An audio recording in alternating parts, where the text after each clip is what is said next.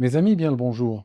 On va débriefer aujourd'hui une histoire particulièrement dramatique. C'est une histoire qui a malheureusement coûté la vie à une famille marocaine. Ils étaient venus le 28 décembre 2012 dans la région de Grenoble pour passer des vacances. Le 5 janvier, ils étaient morts. On a les parents, donc le père qui pilotait l'avion, la maman et trois enfants. C'est une histoire qui avait frappé le Maroc en 2013 et aujourd'hui on va voir un petit peu ce qui s'est passé et les leçons que comporte cette tragédie. Alors tout d'abord, on va commencer peut-être par décrire un petit peu la région parce que l'avion est parti de l'aéroport de Grenoble. Alors Grenoble est une région que je connais bien parce que j'ai passé quelques années de ma vie dans le coin. Je serais resté même plus longtemps si les choses s'étaient passées autrement. En fait, on a une piste qui est orientée selon la direction ouest-est, hein, comme ça, selon cette axe-là, telle que tu la vois et ce qu'on a, c'est que cette piste est dans une vallée. Ça signifie quand tu es dans la région de Grenoble, quand tu es dans l'Isère, quand tu te retournes autour de toi, tu vois presque, partout des montagnes. Donc, ce qu'on a grosso modo, d'accord, c'est pas un cours de géographie, mais grosso modo, ce qu'on a, c'est quand on décolle en direction 09, quand on décolle ici en 09, donc quand on décolle vers l'est, ce qu'on a grosso modo ici, l'horizon est fermé par ce qu'on appelle la Chartreuse. Donc ça, c'est des montagnes assez hautes, hein, ça forme un mur littéralement. Ici, ce qu'on va avoir, grosso modo, on va avoir le Vercors. OK, on va voir le Vercors. Dans cette zone, on a une sorte de on a une sorte de terrain qui va remonter. C'est pas de la montagne encore, hein, mais ça va commencer à remonter et puis quand on regarde depuis la piste, on voit ce terrain-là qui remonte et derrière, plus loin, on a le Vercors. Ici, on a grosso modo, le Pilat, d'accord? Et puis, un peu plus bas, là, on commence à voir les montagnes de l'Ardèche. Donc, pour te dire, c'est extrêmement montagneux comme région. Ils voulaient, alors par là, vers le nord, c'est relativement plat et on va vers Lyon en réalité, d'accord? Donc, si tu veux, la région, comme tu vois ici, est assez, quand tu as un petit avion, c'est quand même une région qui peut poser des défis. En particulier, nous sommes en janvier, ça signifie on a une météo hivernale. La météo va jouer un rôle extrêmement important. Alors juste pour te donner une idée de la météo, on avait 2 couches nuageuses ce jour-là. Donc la première couche nuageuse, celle qui nous intéresse en particulier parce que c'est celle que le pilote va voir en premier, elle était à 700 pieds. Donc la première couche nuageuse, elle commençait à 700 pieds sol. Donc on a cette couche qui est très basse. Elle avait une épaisseur de l'ordre de 2000 pieds, mais en réalité, juste après, commençait une deuxième couche. La distance entre les deux, d'après Météo France, était de l'ordre de 200 à 300 pieds. Donc les deux couches, en réalité, viennent au contact l'une de l'autre. L'interruption n'est peut-être même pas visible dans les faits. Alors, pour partir, si tu veux, ce jour-là, il y avait 2 avions. Il y a 2 avions qui sont en partance vers le Maroc avec une escale prévue en Espagne. Alors tout le défi, si tu veux ici, tout le défi, c'est quitter cette région. Cette région, tu vois, qui est très difficile. Alors le premier avion, voilà ce qu'il va faire. Il va décoller et puis il va faire un 180°, ça signifie faire demi-tour et puis il va aller ici pratiquement à contre QFU de la piste, tu vois, qui va voler parallèlement à la piste pour éviter justement cette zone, pour éviter celle-là, n'est-ce pas? Et quand il arrive là, vers un point qu'on appelle le point Whisky, W, eh bien, il va après partir vers le sud. Donc tu as ici le VOR MTL, Mike Tango Lima, c'est le VOR de Montélimar. Alors, une fois qu'on arrive à Montélimar, après il y a Avignon, et puis une fois qu'on arrive là, on est tranquille, c'est terminé. Pourquoi? Parce que une fois qu'on arrive vers Avignon, et puis qu'on voit Montélimar à droite, eh bien, ce qu'on a, c'est qu'on commence à voir la mer, et puis on est un peu tranquille, question relief, et puis à partir de là, on gère beaucoup plus facilement. Parce que le problème, c'est que quand tu as un terrain qui est à plat, comme la mer ou des zones côtières, Et puis tu as des nuages, ça va, tu peux toujours gérer parce que tu sais que vers le bas, c'est assez prévisible et puis vers le haut, bon, bah, tu as les nuages, tu restes en dehors. Par contre, le souci, c'est quand tu es dans une région montagneuse où le sol va parfois monter jusqu'à la rencontre de ces 10 nuages. Donc finalement, ce qui va se passer, ça va te laisser un couloir et puis tu dois vraiment adhérer à ce couloir-là pour t'en sortir. Donc, je disais, on a un premier avion qui, lui, va arriver sain et sauf à destination. C'est un DA-42. Donc lui, il décolle, fait demi-tour, arrive au point Whisky, et puis après, il va vers Montélimar. 15 minutes plus tard, on a notre pilote. Donc notre pilote s'appelle Farid Berada. Il est avec sa famille, je disais. Il a 500 heures de vol, mais alors attention, il n'est pas entraîné, il n'a pas de formation pour le vol aux instruments. Donc ça signifie c'est un pilote qui a fait sa formation principalement au Maroc. Donc on est dans des conditions météorologiques qui sont un peu moins traîtres que ce qu'on peut retrouver dans la zone de l'Isère. Et puis donc il avait été certifié, qualifié pour voler à vue, pas voler aux instruments, donc rester en dehors des nuages.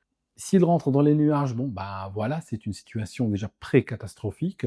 Si on a un vol qui doit se faire aux instruments, ça signifie garder constamment à vue le sol, les repères, comme les autoroutes, comme les lacs, les montagnes, les obstacles, on doit les garder à vue. En pilote à vue, on a toujours une carte, on peut s'aider avec un GPS, on peut s'aider avec un instrument, tout ça, il n'y a pas de souci, on a le droit de faire ça, mais le vol est éminemment visuel, en pilote à vue. Alors quand tu n'as pas de vue, bon ben voilà, c'est très rapidement, tu vas vers la catastrophe. Alors, l'avion dont nous parlons, c'est un PA-34, donc c'est un bimoteur à hélice. L'immatriculation, c'est CN Charlie Novembre Delta Alpha Yankee. Donc c'était pas le pilote n'était pas le propriétaire. Il avait loué ou emprunté à quelqu'un. D'accord, donc il le pilotait parce que lui, il possédait un avion, mais c'était en réalité un avion beaucoup plus léger, un avion monomoteur. Et ce jour-là, comme il partait avec sa famille et tout ça en vacances, donc il avait emprunté cet avion-là. Le truc, c'est que le CN-Day, ce jour-là, quand il décolle, il est un peu lourd déjà, il a 140 kilos de plus, hein, d'accord? C'est un avion bimoteur. Là, il transporte 2 adultes. L'un des enfants est une ado, 2 enfants en bas âge, 45 kilos de bagages. Ok, donc ils n'ont pas été excessifs en bagages. Il y a 45 kilos, 350 kilos de carburant. Malgré tout, tu vois, on est déjà au-delà de la masse maximale certifiée au décollage. Que va-t-il se passer avec ça? Pas grand-chose en réalité, mais ce qui va se passer, le risque avec des avions trop lourds, c'est la performance qui est dégradée. Ça signifie la montée ne va pas se faire aussi bien qu'on aurait voulu, qu'on aurait souhaité.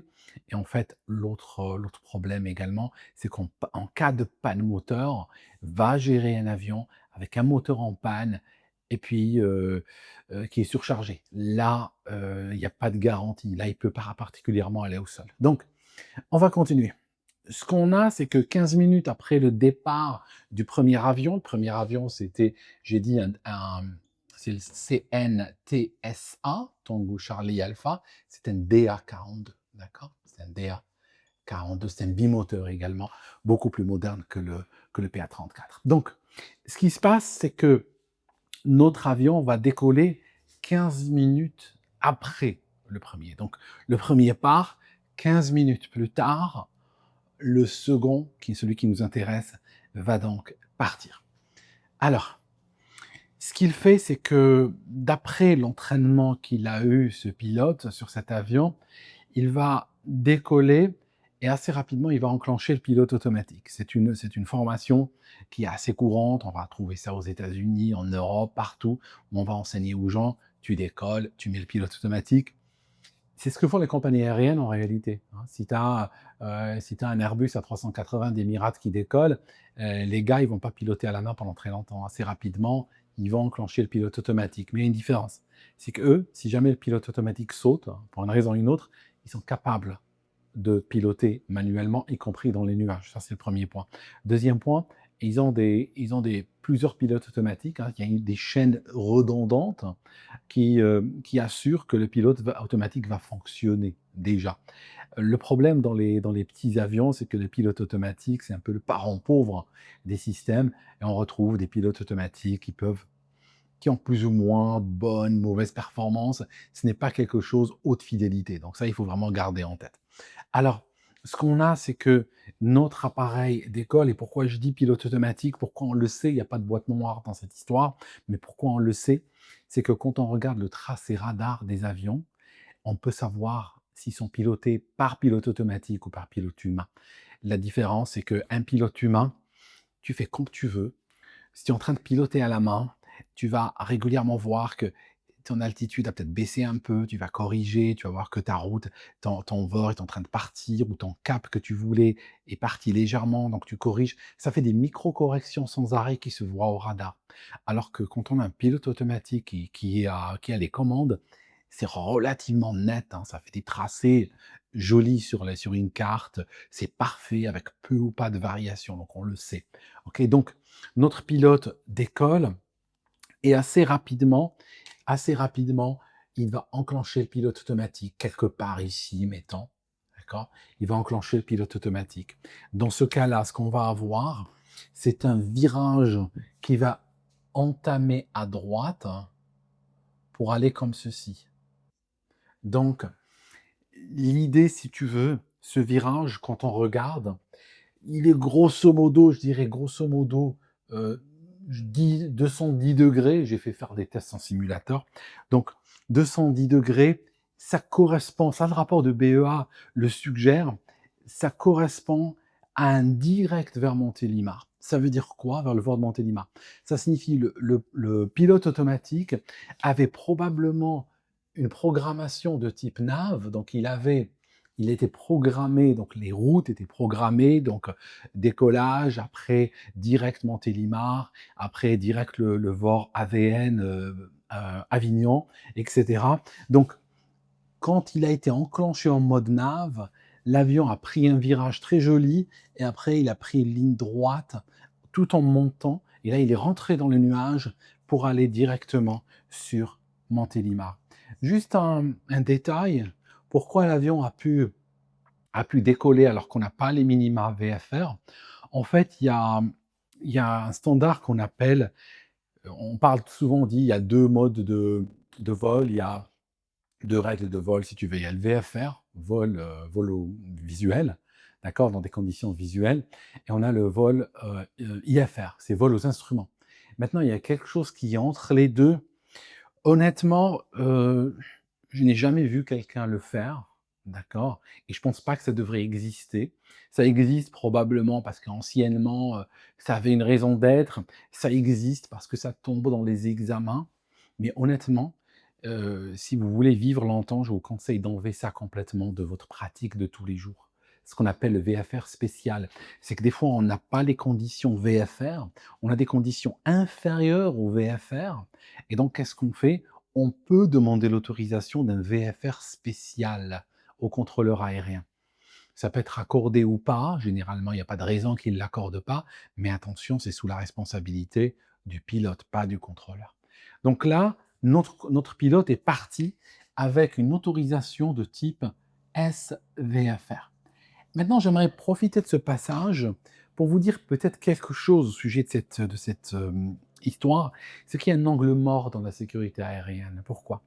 Quand tu regardes, tu as le gradient, on est tous conscients de ça, le gradient d'autorité entre le commandant de bord et le copilote. On sait que si le commandant de bord est quelqu'un de très expérimenté, cheveux blancs, et qu'il a à côté de lui un gars qui a 19 ans et demi, c'est vrai que ce gars qui vient de rejoindre la compagnie a tendance à se sentir un petit peu sous une forte ou un fort gradient d'autorité. Il peut se sentir écrasé, on sait les accidents que ça a donné, il y en a tout plein dans ce canal. Maintenant, il y a autre chose, et ça, il y a aucune documentation qui en parle, c'est le gradient d'autorité implicite qui peut exister entre le pilote et le contrôleur aérien. C'est-à-dire, quand tu as des pilotes chevronnés, ils traitent d'égal à égal, les pilotes expérimentés traitent d'égal à égal avec les contrôleurs aériens. Donc ils peuvent même refuser certaines choses. J'ai un ami qui est pilote sur un Airbus A380. Eh bien, un jour, il était à New York. Lors de l'approche, il y a un contrôleur qui lui a donné une instruction. Il voulait qu'il raccourcisse l'approche et tout. Lui a dit non. Il a dit non, je ne vais pas le faire. Pourquoi? Parce que ce qu'il lui demandait allait accélérer trop les choses et tout ça. Il a dit non, je ne le fais pas, merci. Et parfois, dans les histoires comme ça peut, ça peut assez vite, hein, ça peut même escalader des fois, entre des pilotes et des. J'ai un autre ami pilote qui, une fois, il s'est pris la tête avec un contrôleur aérien sur la fréquence. Et puis, c'était au sujet d'un virage après le décollage à gauche et à droite. Le contrôleur disait à gauche, le pilote disait à droite. Après le décollage, la pilote prend la radio et appelle le contrôleur en lui disant: regarde ton virage à gauche. Et puis sur ce, le Boeing part à droite. D'accord. Donc, c'était pas un grand jour pour l'aviation, pour être honnête. D'accord. C'est pas des situations, des scènes qu'on voudrait voir. Mais je cherche juste à te montrer que parfois, les pilotes et les contrôleurs, on arrive même au téléphone plus tard ou avec un superviseur et tout ça pour régler des problèmes qu'ils ont eus. Pourquoi? Parce qu'ils partagent, il y a une responsabilité partagée. C'est l'espace ou le ciel du contrôleur, mais c'est mon avion à moi. D'accord? Donc il y a certaines limites qu'il faut respecter. Là où on a un problème, c'est avec les pilotes qui sont moins expérimentés et en particulier ceux qui peuvent se retrouver à l'étranger. Ils sont en dehors de leur pays. Donc comme ici, on a un pilote marocain, il se retrouve, c'est pas un pilote de ligne, c'est un pilote privé à la base. Il se retrouve dans un pays qu'il connaît pas. Donc quelque part, il y a un gradient d'autorité, même si c'est pas quelque chose d'intentionnel de la part du contrôleur. Donc quand il demande à partir, il est sous un plan de vol VFR. Sincèrement, j'aurais été, contrôleur, j'aurais refusé le départ et j'aurais rien dit. D'accord? Tu refuses le départ, puis bon, tu le laisses se débrouiller, quoi. Tu le laisses. Soit il te dit: «OK, je pars aux instruments», s'il est qualifié pour ça ou il veut partir en spécial VFR et tout, il y a pas de souci, c'est lui qui le dit, ça vient de lui. Le problème qu'on a ici et c'est pas pour accuser le contrôleur, n'est-ce pas? C'est juste pour expliquer comment structurellement les choses peuvent se passer. C'est que le contrôleur va suggérer le VFR spécial. Quand le contrôleur le suggère, ça peut donner lieu de la part du pilote à une mauvaise lecture, de sorte que s'il me le suggère, c'est que ça se fait. S'il me le suggère, c'est que c'est normal. S'il me le suggère, c'est que c'est OK, je peux le faire. Or, c'est une décision qui doit venir du pilote, pas du contrôleur. OK? Donc, notre pilote décolle en S, VFR, enclenche le pilote automatique, le cap, bam, automatiquement suivi et le 210, on est direct sur Montélimar. OK. Là, quelque chose va se passer. Et cette chose est très, très dure à articuler, c'est qu'on ne comprend pas pourquoi, à un moment donné, le pilote automatique a été déconnecté. Pourquoi? Ça peut être ça peut être tout simplement une déconnexion manuelle parce que le pilote se dit: «Oh là, je suis en train d'aller vers la zone montagneuse». Il ne la voit pas nécessairement. Elle peut peut-être apparaître par moments. C'est assez effrayant. Ça signifie quand tu voles dans un endroit couvert de nuages et que de temps en temps tu vois un rocher là-bas, puis après il redisparaît et tout, tu sais plus où tu es en train d'aller, surtout quand tu es un pilote VFR. Tu dois garder le contact et là tu l'as perdu. Donc pourquoi? Parce que quand on fait de l'IFR, des vols aux instruments, c'est pas ça. Les vols instruments, il y a ce qu'on appelle une SID qui est préparée. Il y a une route de départ qui est préparée, qui offre toutes les garanties. On n'a pas besoin de voir la montagne, mais on sait que la route qu'on suit, eh bien, elle est préparée pour ça.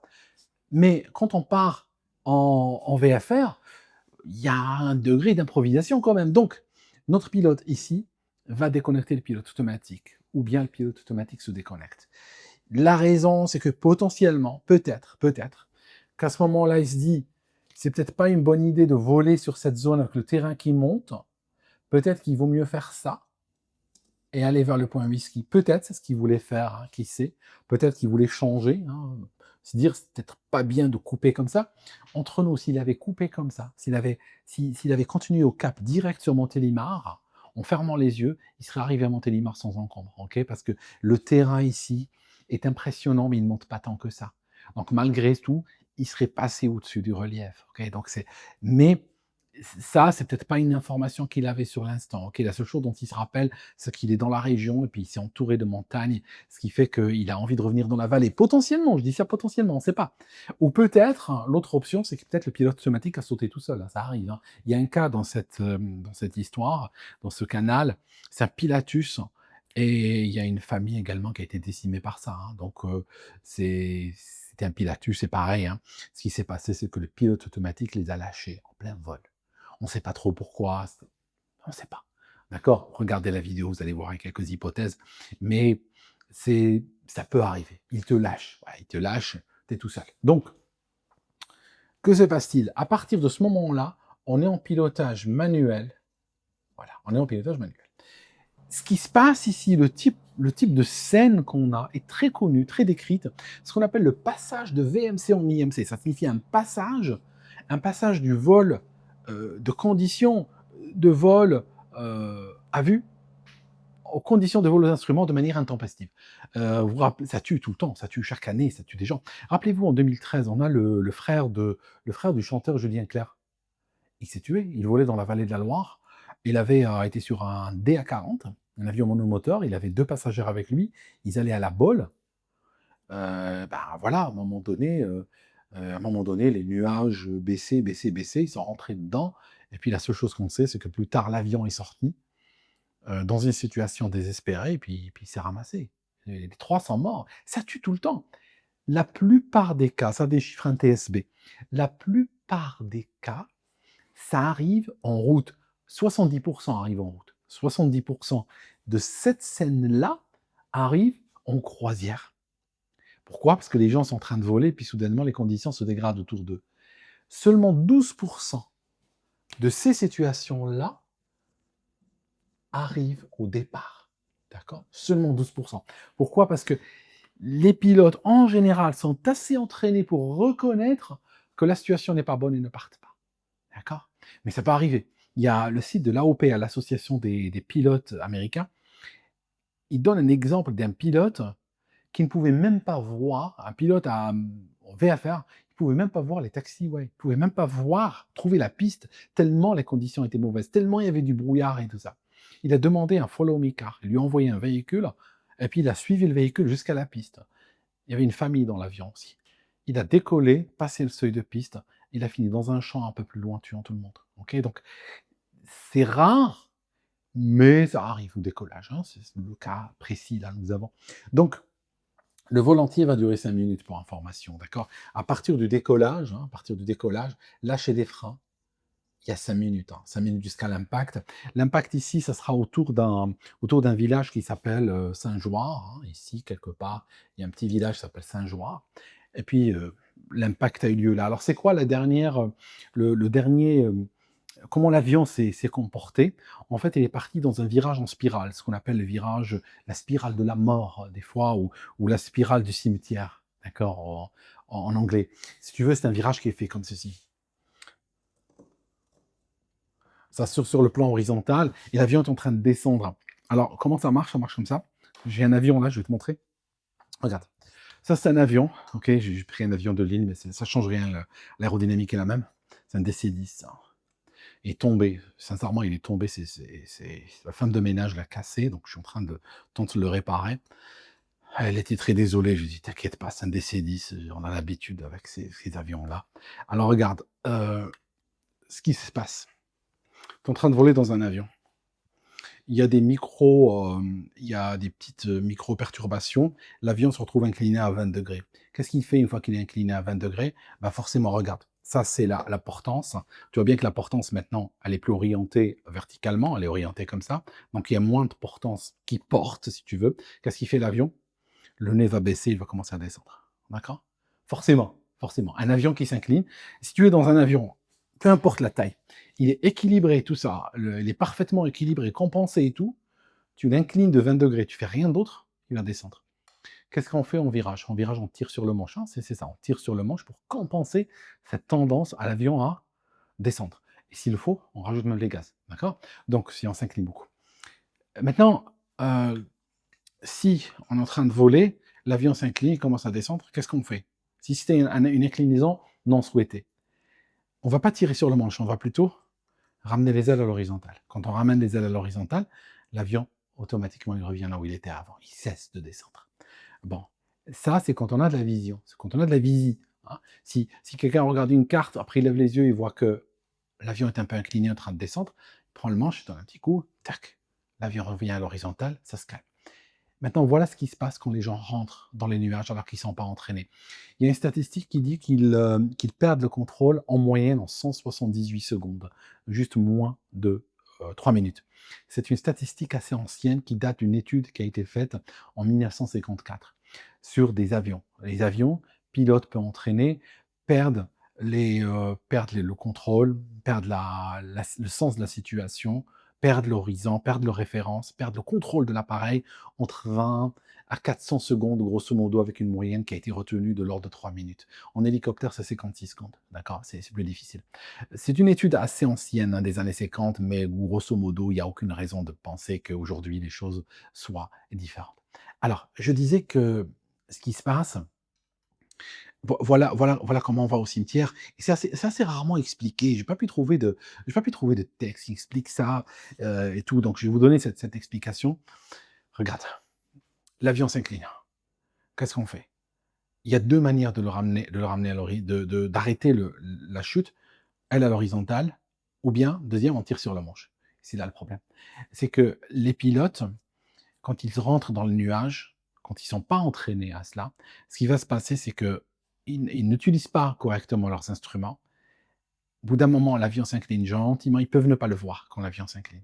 L'oreille interne n'est pas très bonne si le mouvement est très lent. L'avion peut s'incliner de 20 degrés, tu ressens rien du tout. Par contre, il y a une chose qu'on ressent très bien, c'est la chute. Donc, l'avion commence à partir vers le bas. D'accord?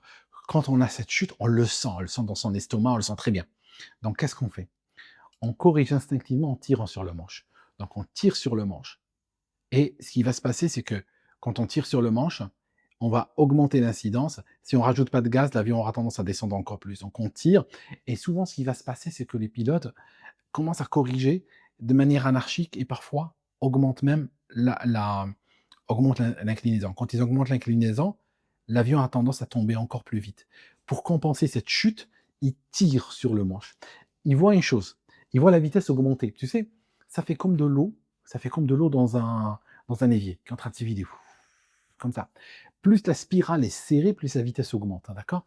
Plus tu es incliné, donc là-dedans, là peut-être tu es incliné à 20 degrés, là tu es à 30, là tu es à 45, là tu es à 60, là tu es à 70, là tu es à 90.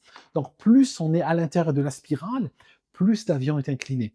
Plus l'avion est incliné, plus la vitesse va augmenter. Alors quand la vitesse augmente, le pilote il fait quoi? Il dit, la vitesse augmente, donc je tire sur le manche.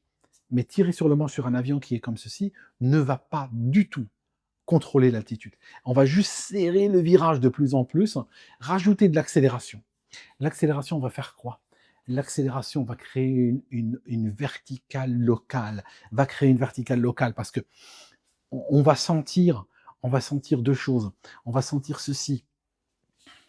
Si je suis dans un endroit quelconque, est-ce que vous voyez ce coin? Oui, vous le voyez.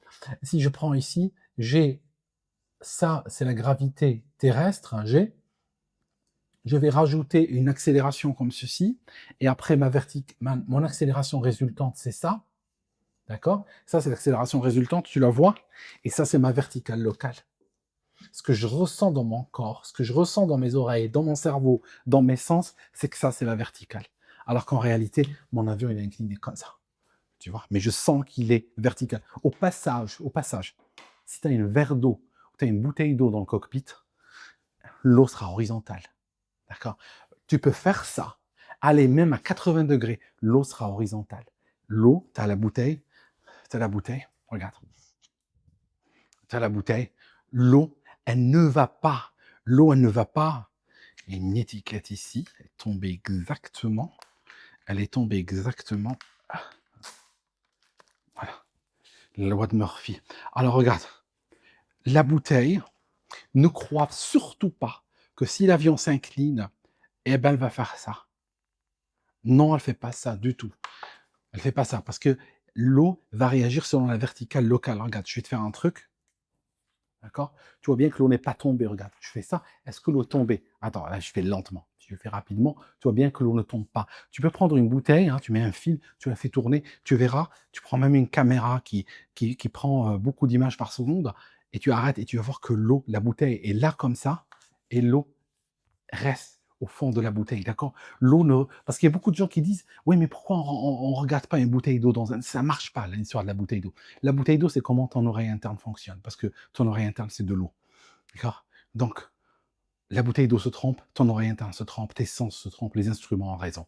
Alors, ce qui se passe ici, c'est que notre avion, et c'est très connu, hein, c'est pas, il y a pas quelqu'un qui est meilleur qu'un autre. Tu rentres dans les nuages, tu n'as pas été entraîné à ça, tu meurs. Il y a des gens qui ont survécu pour en parler. Pourquoi? Parce que tout simplement, ils ont eu de la chance. Quand ils ont perdu le contrôle, ils sont sortis des nuages. Ils étaient, ils avaient de l'eau sous la quille. Ils étaient à une certaine altitude. Mettons, ils perdent le contrôle à 3000 pieds. Il sort, il est à 2500 pieds. Il voit que l'avion est dans une situation désespérée, mais il peut rattraper. Réduire les gaz, ramener les ailes à l'horizontale par l'horizon le plus proche, hein, par le chemin le plus proche, commencer à tirer, ouf, on calme le jeu, on a failli avoir peur. Mais dans la pratique, le plus souvent, quand on a des accidents mortels, comme celui dont on parle aujourd'hui, comme celui du frère de Julien Clerc et beaucoup, beaucoup d'autres, c'est que quand ils sortent des nuages, il n'y a plus le temps. Il n'y a plus le temps, ils sortent des nuages, tu as le temps de compter jusqu'à 2, c'est l'impact. Donc, ici, ce qui s'est passé, c'est que ce que tu vois ici a été fait ici. C'est qu'ici, quelque chose comme ça, d'accord? Et c'est l'impact. Donc, l'impact a été fait grosso modo au 140, donc grosso modo comme ça, d'accord? L'impact, l'avion est allé sur 50 mètres, feu à l'impact, les 5 occupants ont été tués, et on a trouvé le train d'atterrissage qui était sorti, le BEA a dit que peut-être il n'a pas eu le temps de rentrer le train d'atterrissage. J'en doute, il y a une piste de 3000 mètres ici, 3050 mètres à Grenoble. Il voulait rentrer par le milieu de la piste, on ne l'a pas laissé, il est rentré par le début de la piste. Je pense qu'il avait largement le temps de rentrer le train d'atterrissage, mais j'ai vu souvent des spirales, et il y a tellement de jets dans une spirale, tellement de jets dans une spirale. C'est pas la première fois que quand il y a trop de jets, ce qui peut se passer, surtout sur des petits avions comme ça, tu as le train d'atterrissage qui sort. Il sort par le nombre de jets. Ça signifie il va sortir et on le trouve en position sortie. Mais ça ne veut pas dire nécessairement, que le pilote l'a sorti lui-même ou a oublié de le rentrer. D'accord? Donc impact, et ils sont donc tous morts. C'est quelque chose d'assez, comment dirais-je? C'est parce que pourquoi? Parce que quand ils sont sortis des nuages, rappelle-toi, les nuages sont à 700 pieds, le terrain monte un peu, hein, donc grosso modo, au moment où ils sortent des nuages, il y a à peu près 300 pieds, on est en train de parler de 100 mètres. 100 mètres, si tu as un avion qui est super incliné, qui va très vite. Et je te rajoute aussi un détail peut-être, c'est que quand je fais des tests, en avion réel avec ce pour essayer de comprendre un petit peu ce qui se passe, il y a un autre phénomène dont on ne parle pas, et tu le réalises quand tu fais ces tests, c'est que, je vais te dire quoi? Tu es en train de Quand la vitesse augmente, il y a plusieurs choses. Déjà, tu as la vitesse qui augmente, et puis tu as le souffle de l'air. Il y a un souffle d'air qui va augmenter, mais de manière exponentielle. Donc le souffle est assez effrayant, donc c'est un souffle très fort qui tu sens que tu vas vite, même quand tu ne vois pas. Et puis l'autre, aussi, ça peut être l'emballement des hélices. Parce que le gouverneur des hélices cherche à contrôler. Quand la vitesse augmente, vient un moment où tu peux avoir, surtout si tu as les gaz ouverts, hein, tu étais en montée ou tu es en régime décollage, tu peux avoir potentiellement l'augmentation du régime moteur. Donc ça peut aussi rajouter, si tu veux, à la situation et créer du stress.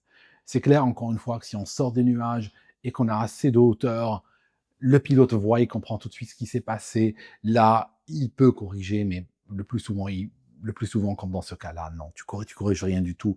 Tu sors, t'as pas le temps de rattraper quoi que ce soit. C'est des situations désespérées. Il te faut à peu près, allez, bon an, mal an, il te faut au moins 1000 pieds, 1500 pieds pour parler, quoi. Non. En dessous de ça, ça va au sol.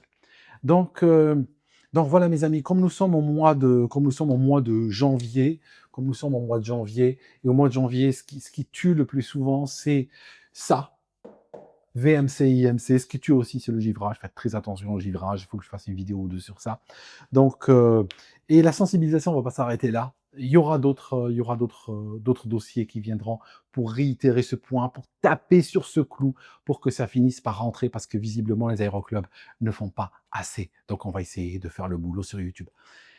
Merci à ceux qui soutiennent ce canal en s'abonnant sur la partie payante en accédant à des vidéos exclusives qu'on peut retrouver aussi sur le Patreon de ce canal. Merci encore également aux pilotes qui soutiennent ce canal par des conseils, de la documentation, de l'aide, des analyses aussi qu'ils partagent avec moi, de l'expérience qu'ils mettent à disposition pour que je puisse la partager également avec vous. Voilà, on se voit dans la prochaine vidéo.